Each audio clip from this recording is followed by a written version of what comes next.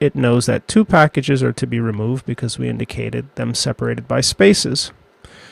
And here are their sizes, and we're prompted. Now what about the assume yes option? Let's say it's not okay, and let's say we want to intervene with the assume yes option on an erase. So notice in this case, it's erasing the packages without prompting us.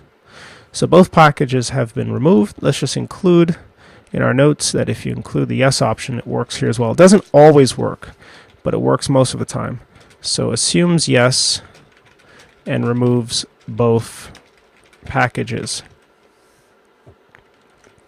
Which means, of course, if we try to search or use RPM to search our database for either DOS to Unix or Unix to DOS, nothing's there. So it's been removed from our system. Both can be specified as well on the same command line. Now, supposing you wanted to be able to see the dependencies of a package, there's an option for that as well, and that's yum dep lists or dependency lists. So supposing we're not clear about how to install, let's say LFTP, which is currently installed, and we'd like to see a list of dependencies. So we simply indicate LFTP, 1 or more packages, and dependencies and their providers are returned, which is key, because this tells you which package provides what's needed by a given package. So we know LFTP needs certain things, like most packages do, in order to succeed. Well, yum, because of its database layout, will return that information to you and save you time. So let's dep list LFTP, and this dumps a lot of items. So it needs libredline, which is provided by Redline, this package for i686, this version for EL6. It needs libtinfo, and Curses provides that. libc, glibc, and others. So for example, it needs the shell, and that's provided by bash. It needs GCC, provided by GCC. TLS, for transport layer security. That's provided by GNU TLS. So this particular option, which shows the dependencies, is important because it helps you to determine what needs to be installed and whether or not you should install it before installing it. Again, if you try to install a program and there's an unmet dependency, then yum will resolve it for you. But at least with deplist, you can see what those dependencies are and then make a decision as to whether or not you'd like to have the package install. Now, suppose you wanted to install a package directly from the file system, from the local system. Just like with RPM, you can do it with yum. Again, it's a wrapper. So yum, local install, and the name of the package. Let's get a path, let's say to DOS to Unix. We know it's in var www.html rel 6, and we'll take its full path. In fact, we're in the directory, so we'll just yum local install DOS to Unix, and this will go through the process. Now, of course, it'll prompt us, so let's include to assume yes, so we're not prompted to install it. And it'll install it for us momentarily, and now it's available on the system, which DOS to Unix. So you can install locally as well. The same is the case with RPM. If you RPM UVH and the path to a local file such as the current directory Unix to DOS, it'll take it just as it'll take an HTTP URI. So you can install always from the local file system. Local install DOS to Unix, for example, will do the trick, and we should specify the full name. If you don't specify the full name, then let's show you what happens. Let's do a yum erase DOS to Unix, for example. And this will prompt us, will indicate yes momentarily. And now DOS to Unix is removed from the system. So we'll use the yum local install option, but neglect to specify the full file name. And that's this option. So let's take off the version information and platform information. And notice it's not able to find it. Because it's a wrapper, it's searching for, when you pass the local install option, the name of the file. So you need to specify the full name of the file, which in this case is DOS to Unix and its full version. So let's copy that and paste it into our notes, because it is important, because it is how RPM will allow you to install a file from the local file system. Let's just note the entire file name is indicated, because otherwise it won't install. But if you're using a standard installation, so let's yum erase DOS to Unix and Unix to DOS.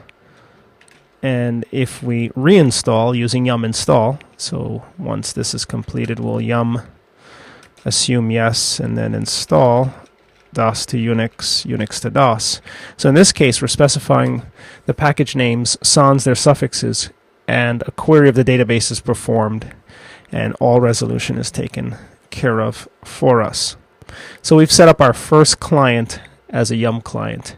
And of course, we could set up the other server as a yum client, so it's able to find its files in the appropriate location. In fact, let's boot it up and get it going there as well, because ideally in your production environment you'll have perhaps one or two repositories within your network, perhaps on a DMZ somewhere protected, and you'll simply provide repository files to the distinct Red Hat Enterprise client servers.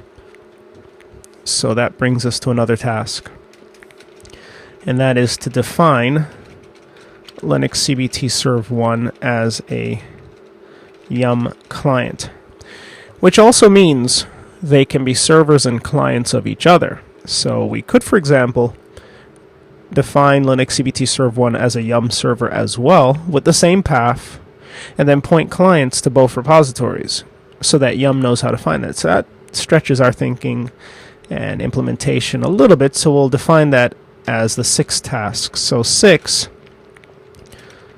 define Linux CBT Serve 1 as a yum server, which means we'll need to mirror the content from our Debian box. So we will use LFTP to connect to, let's pull the path from above, and it should be up here, so we'll take this full path and then we'll run a mirror. So we want these two tasks to occur on Linux CBT Serve 1, and that way we'll have redundancy with respect to our yum server. In the event that one is down, then our yum clients will have two repository files and be able to get packages from either. And we can test that by stopping Apache, for example, on one and seeing whether or not yum is still able to carry out its tasks. So let's do this first. We'll make, because the synchronization takes a little bit, so let's define this as the 6th task and the synchronization as the 5th task. So let's ready this particular file, and as soon as the server comes up, let's send some packets to it. We will connect to it using SSH, and it's not yet up, so we'll just give it a moment.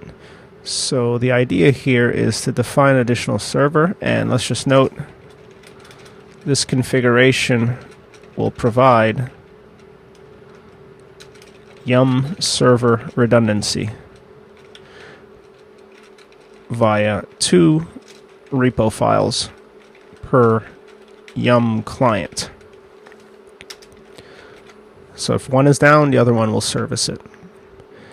And we're still waiting for this box to come up so that we can make a move. So we're going to synchronize all of these things, then we will, through the mirror process, then we'll create repo once it's in the directory var www.html. In fact, we could even copy the entire repo data structure as it is on Linux CBT Serve 2, because they are identical. It's the same set from the same DVD, so we wouldn't have to rerun create repo, but it's a short process. It doesn't take too much time, so it's not terribly arduous. So let's copy these 2 tasks, because we also need to confirm that create repo is available, and this will become C and D, and then run create repo against the same directory structure, and then define Linux CBT Serve 1 as a yum client of Linux CBT Serve 2. And then our 7th task, let's just intersperse it here, will be to define Linux CBT serve 2 as a yum client of Linux CBT serve 1, of course via repo files. Now by now our server should have come up, and we're pinging the wrong IP. No wonder it's not responding. In fact, it is the right IP, it just hasn't received a response as yet. So let's give this a moment to come up. It should be up shortly. So let's see if it's up by now. And indeed, we've got some packets. So let's clear screen and begin setting up our environment. So again, we want to mirror the content from our Debian box over and then create a repository. So let's take this LFTP string and ensure that it's in memory. We also need to be sure that LFTP is installed, but it's usually installed with a default Red Hat installation. We also need to be sure that Apache is installed on a remote system so it can function as a backup. And let's find the window here. This should be good. So let's SSH as root to 7520.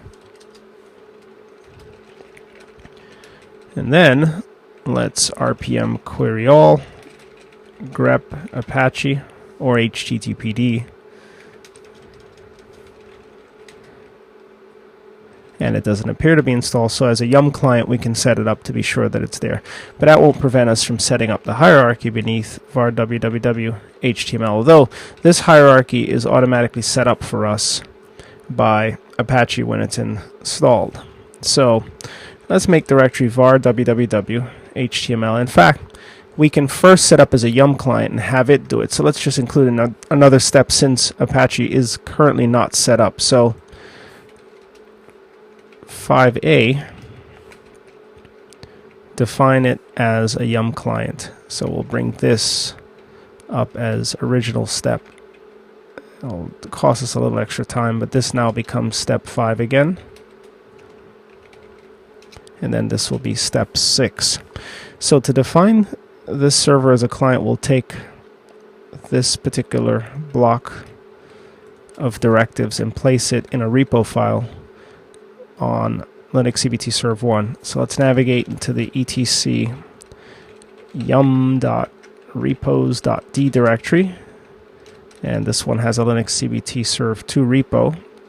So let's cat the contents. Perhaps this was recently set up, and it points to RHEL 6 packages. So let's modify it and update it with our new settings. And this is now the URL where the repo is located. That's an old setting that was in place. Then let's do a yum search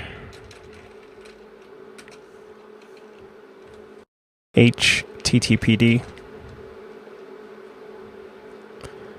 and this should find it after it's configured the yum repository, and there we see the primary package HTTPD fry 686. So let's yum install HTTPD, and let's have it assume yes wherever possible by including the yes option.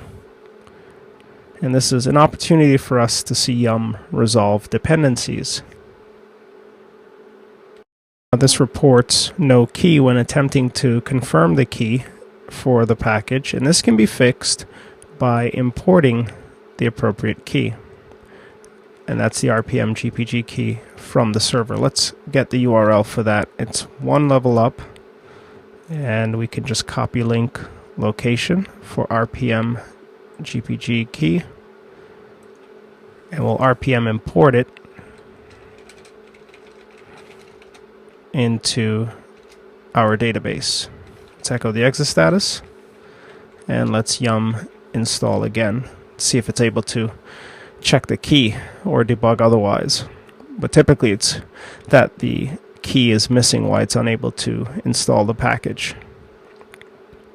And now we see it going through the packages. So import the key wherever possible. It's not imported by default. And now it's installed. Let's take a look at var www. It should be in place with HTML. Excellent. So now we can go ahead and sync. So we'll go to var www HTML. That wasn't terribly bad. Let's do a which LFTP to see if it's there. And it's actually not in the path. So another thing we need to install, yum install LFTP, because it makes mirroring easy. So let's get this going, and we didn't tell it to assume yes, so we'll be prompted, and that'll be installed for us momentarily. And now we can finally run LFTP. So let's just update our nodes. So we set up the repository, and that's below, and we set it up as a client, and we've yet to set up the server. We've also installed LFTP, so that we'll just memorize. And let's see if we've got our path with the directory. We don't, so let's get it from our notes. That's going to be to LFTP this path into a directory named RHEL 6. So let's make directory RHEL 6 and then execute our LFTP followed by a mirror v. And this should bring all of the items down momentarily. And then we'll create repo against it. And this will probably move faster due to the gigabit connectivity, so it should be copied rather quickly.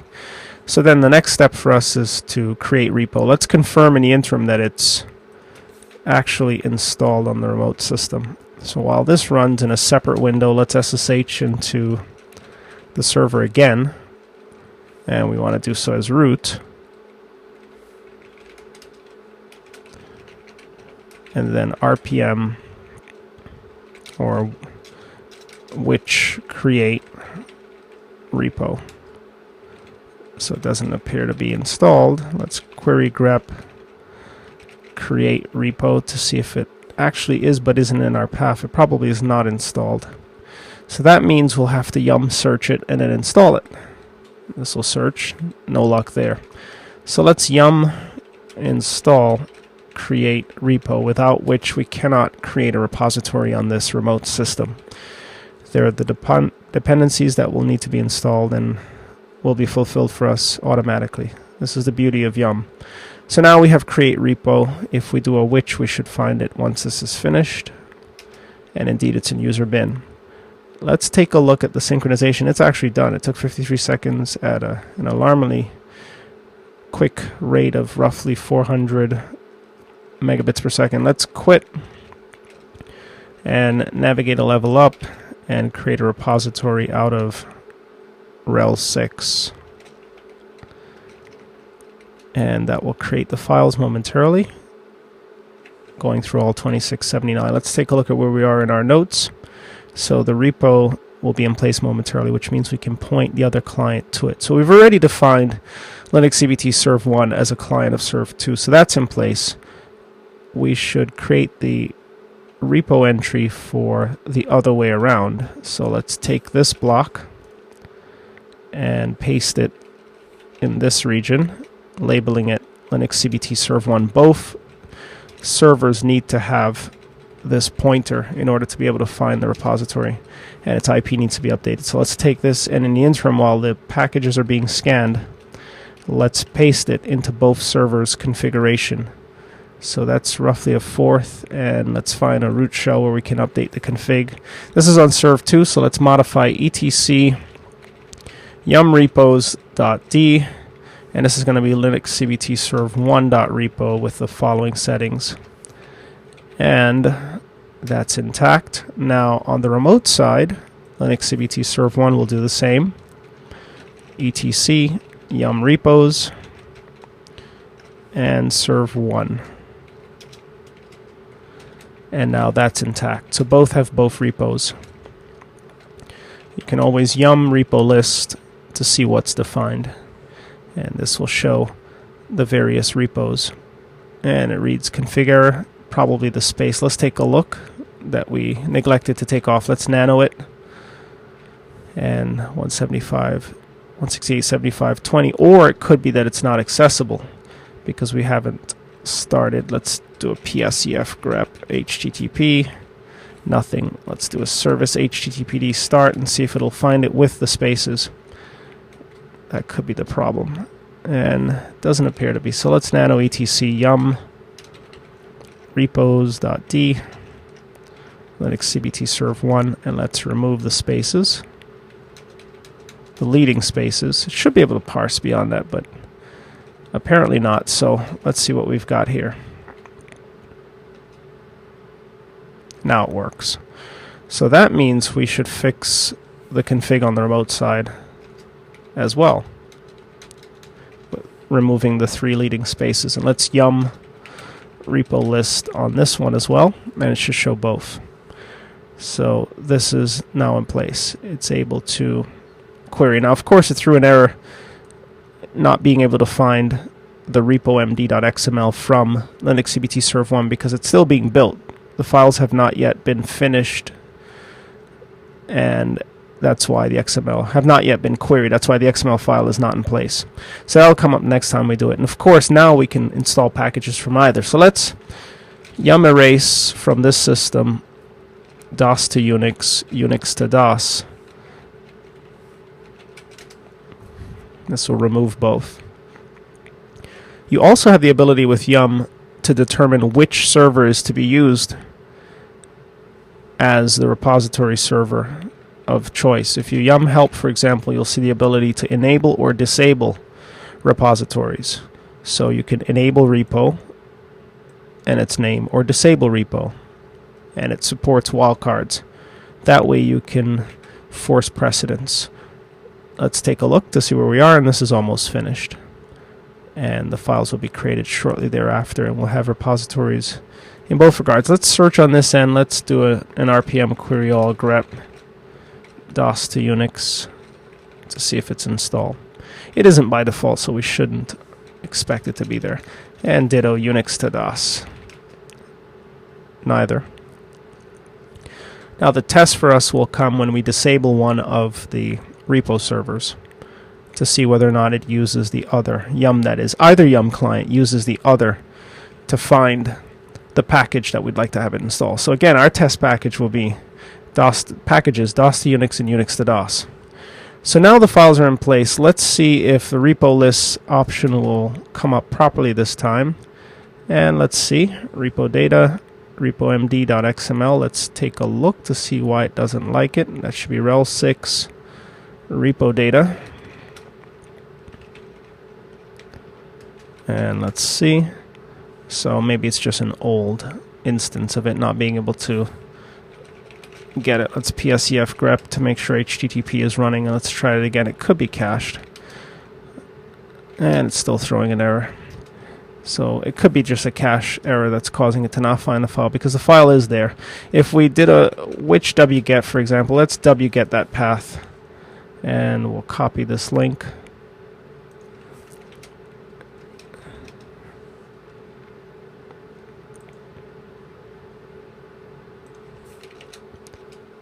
And without the colon, and it doesn't know where to find .20, so there's a problem talking to .20 on port 80.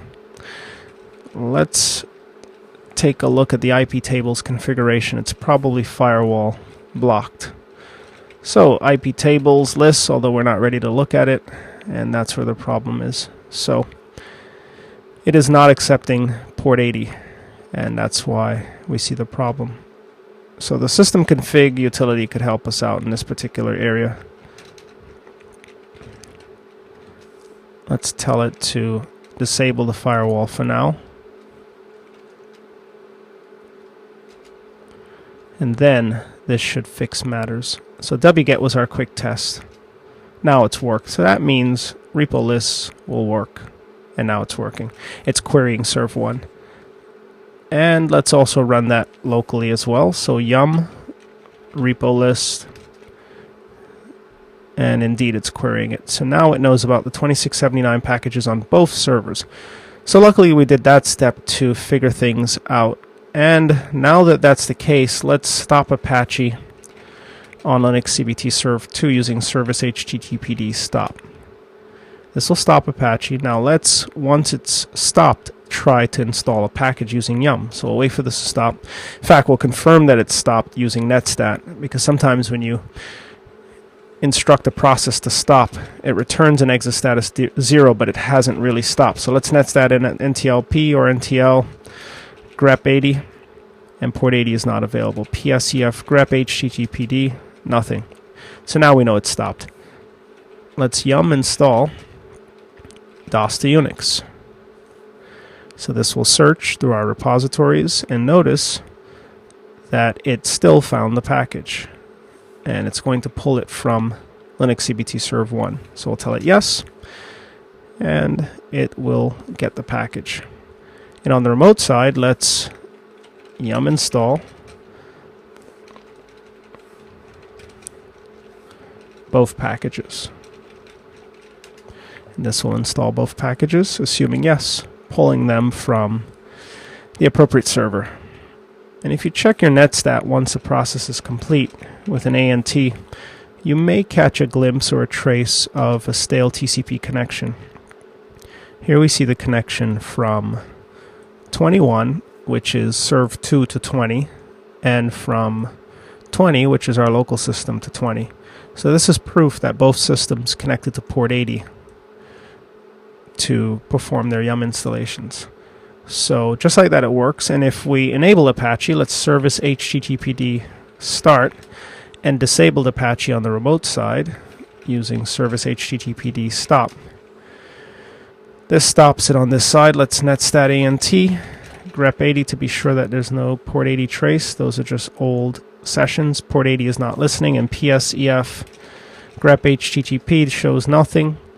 And then let's remove and reinstall both packages. So let's yum erase DOS to Unix, and we'll confirm this, and then yum install DOS to Unix, Unix to DOS. That will install both packages from the available server. It's waiting for the yum process to time out, and then it'll install it. And ditto on this side. Let's yum erase